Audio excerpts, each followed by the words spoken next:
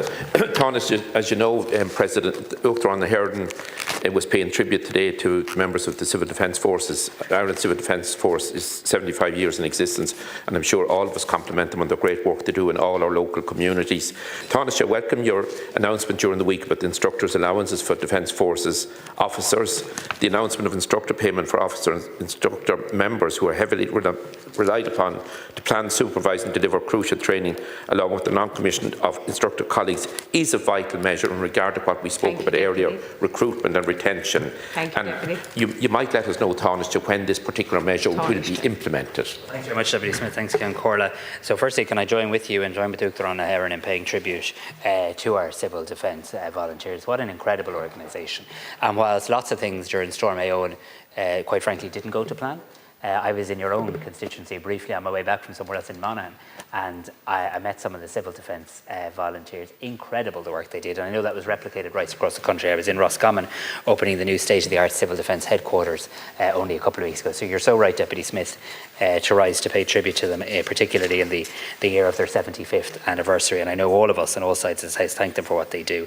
The Deputy will have seen my recent announcement confirming the introduction of a payment to officer instructors in the Defence Forces. Over the past number of months, my department has engaged with the Department of Public Expenditure and Reform, and I want to thank Minister Chambers for working with me on this, with a view to recognising the upskilling of officer instructors through the introduction of a professional instructor payment. The security of the state and its citizens has to be a key priority for any government. It has to be our most solemn obligation. And in that context, this government is committed to strengthening our defence forces.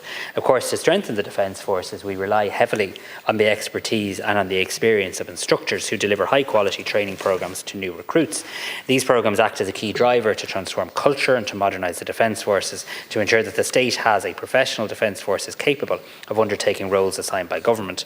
In order to achieve the necessary scale of change, the Commission on the Defence Forces report highlighted core areas that needed to be addressed, including the transformational change to modernise the organisation's culture through re-engaging in a different way with its core values, renewing its contract with its people with modern work practices, and a higher level of education and specialism is therefore now required for officer ranks as well. So professional instructors will play a critical role in ensuring that training is carried out in relation to that culture. This is an important incentivising measure. The new measure will apply to nearly 100 officer rank instructors who must possess advanced education specialist expertise and substantial experience, and it will be restricted to those officers serving as instructors in the Defence Force training roles who have completed the required instructor courses. Thank you, Tánaiste. Deputy. Thank you. I can't call. I thank Tánaiste for his reply.